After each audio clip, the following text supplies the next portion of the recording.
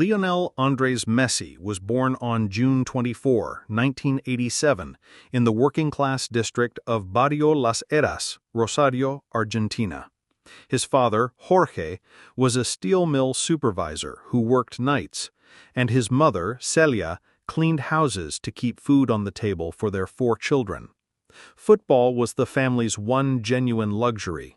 Jorge coached the local youth side, and little Leo, barely big enough to lace his own boots, tagged along, dribbling a battered ball across dusty concrete until the older boys let him join the games. He was shy, almost invisible off the pitch, but once the ball rolled, his tiny frame moved with startling balance, each touch a small burst of electricity. The first person to see magic in that left foot was his grandmother, Celia Olivera Cucitini, who walked him to training, cheered the loudest, and told coaches he would be someone special. When she died unexpectedly in 1998, Leo was 8. Every goal celebration for the rest of his life, both forefingers raised to the sky, was for her. At 10, routine tests at Newell's Old Boys revealed a growth hormone deficiency. Treatment cost nearly $1,000 a month, more than Jorge earned. Local clubs admired the boy but balked at paying medical bills. The Messis scraped together money until debts eclipsed hope. That winter, while other kids wrote letters to Santa, Leo wrote silent prayers for medicine and a miracle. The miracle arrived in the form of FC Barcelona scout Carlos Rexach. After watching a 13-year-old Messi glide past teenagers twice his size, Rexach agreed on the spot to sign him, famously jotting the pledge on a paper napkin when no formal contract was handy. Barcelona would pay for every injection if the family moved to Spain immediately. On February 14, 2001, Leo, his father, and a suitcase full of winter clothes landed in Catalunya.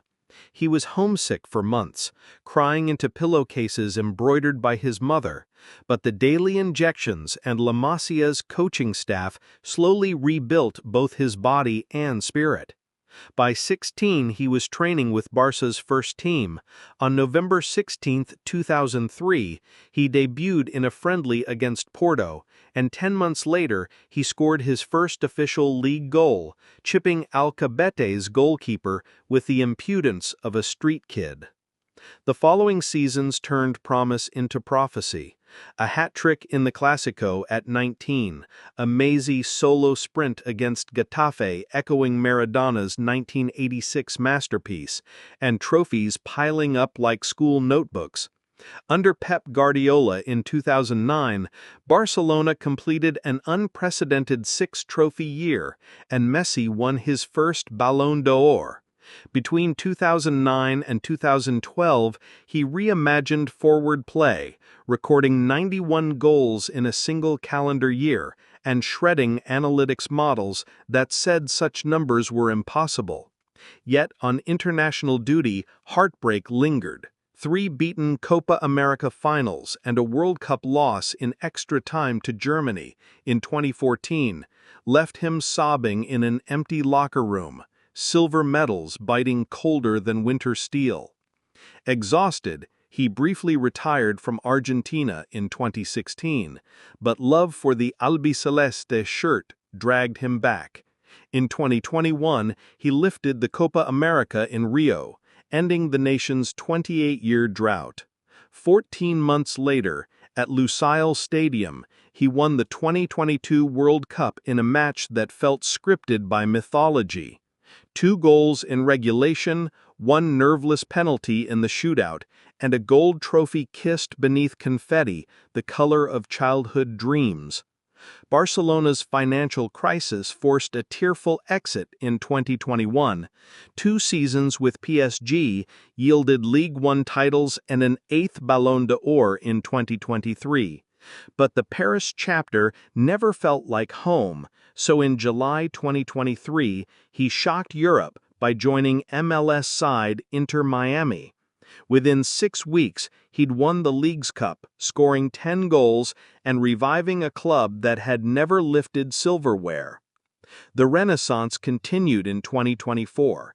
Despite playing only 19 league matches, he amassed 20 goals and 16 assists, and was voted Landon Donovan MLS MVP, the first player to claim top-flight MVP honors on 3 continents. That July, Hard Rock Stadium hosted a surreal scene, Inter Miami's captain guiding Argentina to a second straight Copa America title, even after a late-match leg injury forced him to watch extra time from the sideline. Lautaro Martinez's winner sealed the 1-0 victory over Colombia, and Messi lifted Argentina's 16th continental crown in front of a home club crowd. Back in MLS, he kept rewriting records, interchanging slick passes with old Barca teammate Luis Suarez, and surpassing 100 combined goal contributions faster than any player in league history. In May 2025, he was again named Player of the Month after a 7-goal, 4-assist flurry that left defenders chasing shadows. At 38, he still plays roughly 3/4 of Inter Miami's minutes, balancing club duty with Argentina's preparations for the 2026 World Cup. Rumors swirl of a nostalgic return to Newell's Old Boys or even one last season in Barcelona, but for now he remains the marquee of Miami's pink and black revolution. Lionel Messi's style defies physics textbooks.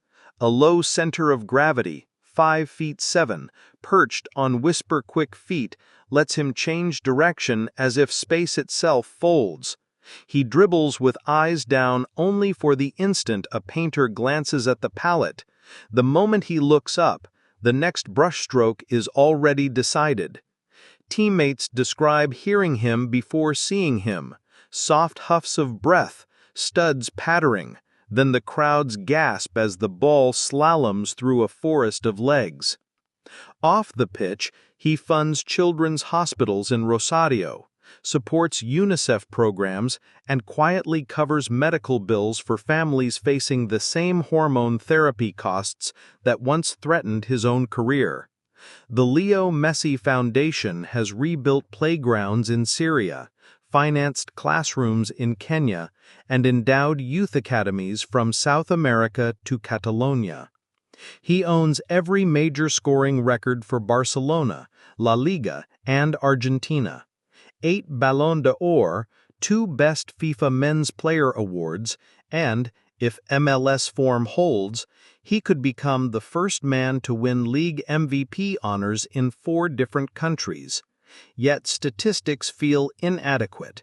His true legacy lives in the sandlots, where barefooted kids shout Messi before shooting at improvised goals, believing, as he once did, that impossible is just a word adults invent to excuse their limits.